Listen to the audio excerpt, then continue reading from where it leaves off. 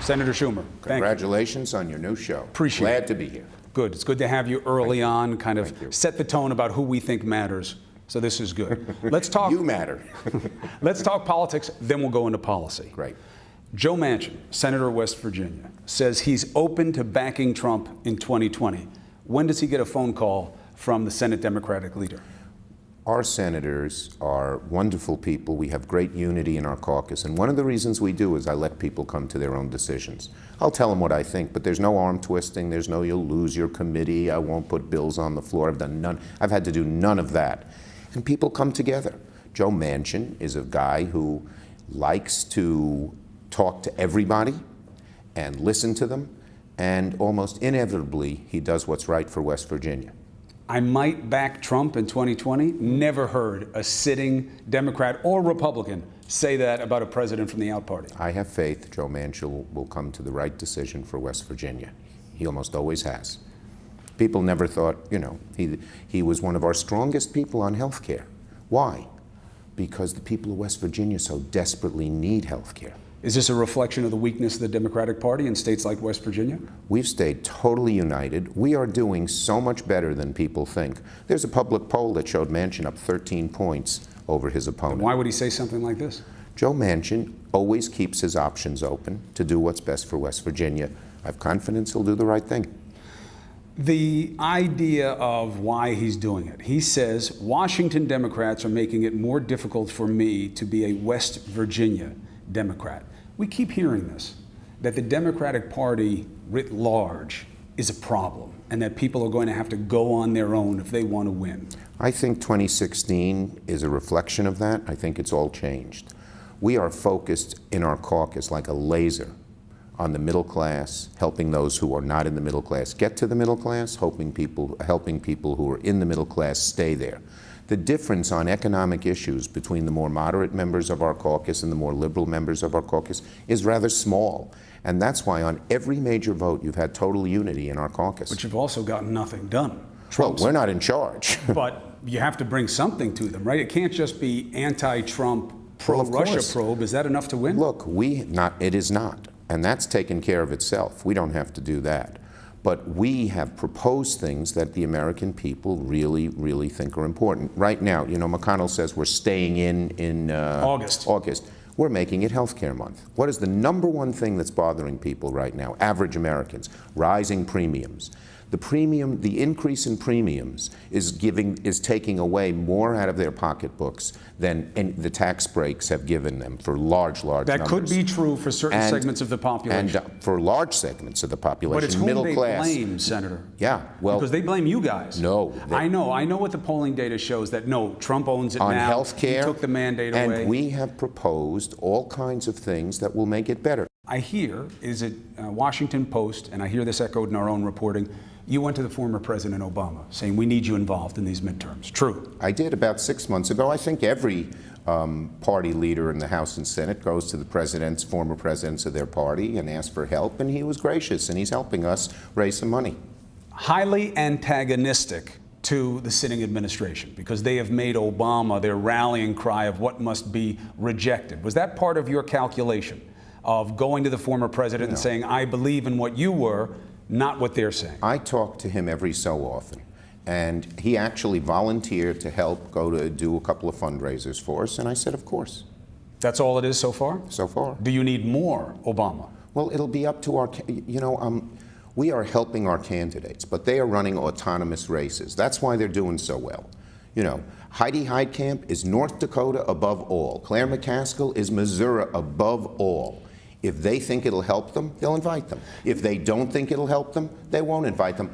There is not one overall match. The one thing that unites us is some of these issues, like health care, like infrastructure, like having taxes more aimed at the middle class than the highest end, that unites our whole party. But each candidate does different things in their states, and that's, I think, one of the secrets, the success that it looks like we're, on the verge of having. Some say that that is a nod to the fact that the two-party system doesn't have the strength that it once did, that there is an independence that is growing in this country, partly reaction formation to negative experiences with the Democrats can't win both in New York and, say, the Great Plains. We'll never be the majority. We have to win in both, and I think we're doing a damn good job of putting together a platform and a program that sell well in both. So Obama, yes. The Clintons, no, is what I'm hearing. You're not going to reach out. I don't know. You're putting words in my mouth. I said Obama offered to help and do fundraisers. We said yes. It's up to each candidate to decide which leaders of the party are good in their states and not. But you reached out to Obama. Will you reach out to the Clintons? I talk to Obama every so often about things, and that's the bottom line. Not the Clintons. I talk to them every so often, too. But you're not asking them to get involved. If they offer to help raise some money for us, of course we'd consider it. They haven't Absolutely. offered? I don't think it's come up yet, no. Why am I chasing? I'm chasing because I don't know. I don't know who the head of the party is. It is so rare. Who's the head of the party? It is so rare for a former president, not to help the party that they were part of. It's nothing new. It's not unusual. It doesn't say there's a total embrace. It doesn't say they're going to campaign everywhere. That's how it is. As for the head of the party, we don't have a presidential candidate, but the leaders of the Democratic Party are pretty much on the same page when it comes to what we want to do. Our candidates are. The unity in our Democratic caucus here in the Senate has been amazing. That will prove to be very beneficial for us, not only in November 2018 elections, which you will see, but also should we become the majority in helping us get things done. And on my prediction, if we get in the majority, we'll see.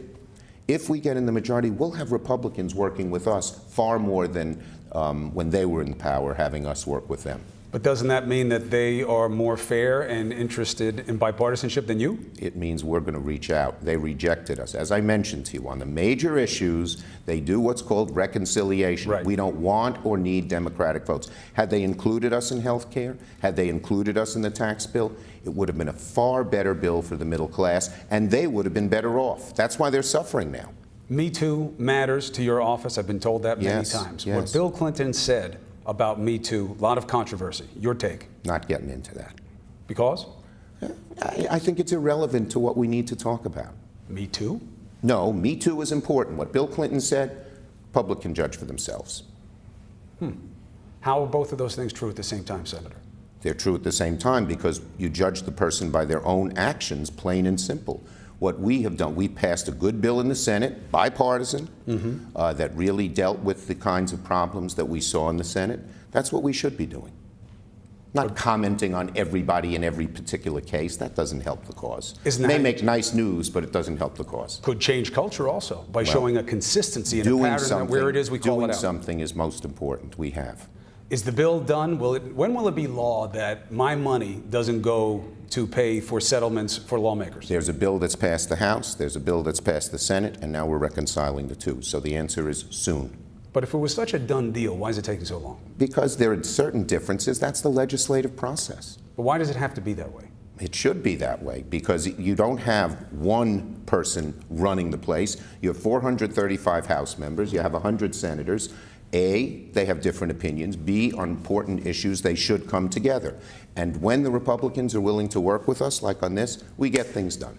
Why not pick up the phone and call the president on a day like today and say, Alice Johnson, right move. Good job on that pardon. Let's do more. Let's do more on the issues that activated Well, first, you here. he has the power to pardon, not the Senate, Right. not the House. But the underlying issue, people who are in jail for low-level drug offenses and get huge sentences, you care about that, no? I do, but it should be done on the basis of fairness to all the people that way, not because Alice Johnson knew Kardashian and she happened to see the president. What other presidents have done, Democrat and Republican, they have the Justice Department review it. They say, here are my criteria. So let's say the criteria is small amount of drugs, you shouldn't be 20 years in jail. Everyone should have an equal chance, not someone who Kim Kardashian whispers in his ear about. And yet, at least it's one. Why not congratulate him for that? It ought to be fair. American people want fairness, not just who has connections, who knows someone who's an elite person. But every president pardons. You don't come out and say, Obama pardoned all these low-level drug offenders. I don't like it. It should be all of them or none. No one has done it this way. Obama didn't. Bush didn't. Because you're saying the celebrity aspect. Yeah, but that seems to be the sole motivation. All the people he talks about are celebrities. The idea of what you would work with. And that's a symbol of unfairness to the American people. How so? Because it should be based on the merits, not on who you know. But couldn't it be a starting point? That's what I'm trying to say. Part of what we're trying to do here is identify common ground and push for progress thereon. If you know that the president is on the same page with you when it comes to look at sentencing reform, okay, why not use this as entree? Call him up, say, I like it, I'll work with you, we'll get a deal. We said to the president a year ago, there's a sentencing reform bill, bipartisan. On the Democratic side, people like Cory Booker and Dick Durbin. On the Republican side, people like Chuck Grassley and many other Republicans. We said, why don't you take up this bill? It's a bipartisan bill. He's the reason it's being blocked. Who is? President. Why? The White House doesn't want it. They said? Jeff Sessions doesn't want it. Jeff Merkley's running around down there on the border. Yeah, he did a very good job. Why aren't all of you there? Why aren't you using it as a hill that's worth dying on? This is not our country. Well, kids won't be Dianne kept in cages on your watch. Feinstein will be introducing legislation, which we will push very hard for, which will stop this from happening. But that's our job. Our job is legislating. And Jeff Merkley highlighted it. He did a great thing. And now we're going to try to get bipartisan legislation on it. That's our job. And by the way, there are lots of the omnibus bill, the big budget bill. Democrats and Republicans came together without Trump. And we did so many good things. We increased spending against spending to fight the opioid crisis. We increased NIH funding. We got some education money restored. We got some infrastructure money restored. When our Republican colleagues are not so afraid of the White House, which doesn't really want to do anything except on its own terms, we can get good things done. And my prediction is this, Chris. If we get in the majority, I think Trump will move to us, because then he'll realize that this intransigence, this, way of working isn't going to work, and he'll have to work with us. If the sides were going to come together, wouldn't it have been over school shootings? I mean, there's so much that can be done. You can harden up the schools. Chris, have you been following what's happening? Donald Trump, every hour. No, actually. Donald Trump opposed anything that the NRA didn't want. You know that. They say that you wouldn't put something on the table that didn't have very aggressive gun control as part of it. Oh, is universal background checks supported by 91% of the people that says felons shouldn't get guns, people adjudicated mentally ill? Is that extreme? No. 91% of the people wanted it. Trump didn't. Trump said in a room with a bunch of bipartisans, I'm not going to be afraid of the NRA. The next day, he went to the NRA and said, I'm not going to do a thing to buck you. That's the reason. You gotta, I understand you like to be, let's look at each side. But is that an impression of me that you just did, Senator? No. Is that how I come off to you? Maybe it was your father. What I'm trying to do is I'm trying to test the arguments to see why we're not getting more done. Yeah, but on the arguments you bring up, like guns, it's clear as the nose on anybody's face that Donald Trump has stood in the way of very rational, very middle-of-the-road. 80% of gun owners support universal background checks. 70% of Republicans. He stood in the way. Last question. Defining the party. There's criticism out there right now that the party has changed. Sure, you're the leader. I'm not questioning that. But one of the leaders. Chuck Schumer, deal maker, yes. Little guy, working family, that the party's not that anymore. It's the elite, the academic, the intellectual who condescends to those who aren't smart enough to know what they know, that adopts niche cultural issues and pushes out the blue-collar men and women that you used to hold in your warm bosom of embrace. And still do. And I would say this, in 2016, maybe there was too much emphasis just on negative Trump, and people lost that. We are getting it back. How? We are talking about things that matter, as I told you, health care, infrastructure, taxes. We're talking to rural people about rural broadband. 1/3 of all rural homes don't have broadband. You can't get Netflix. You can't do schoolwork. You can't get small businesses to come. Franklin Roosevelt, 1930s, he said every American home should get electricity, even the rural homes. It's hard to reach them.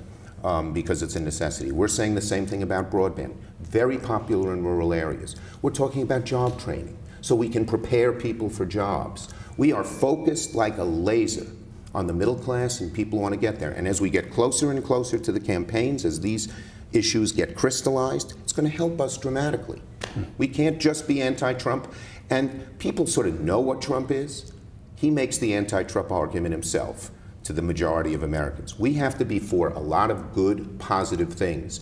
And again, we have done some of those, and we're going to do more of them, so that the middle class people who are the Democratic Party know not only we care about them, and my prediction, We will work with the Republicans, and if we get the majority, it's going to start happening.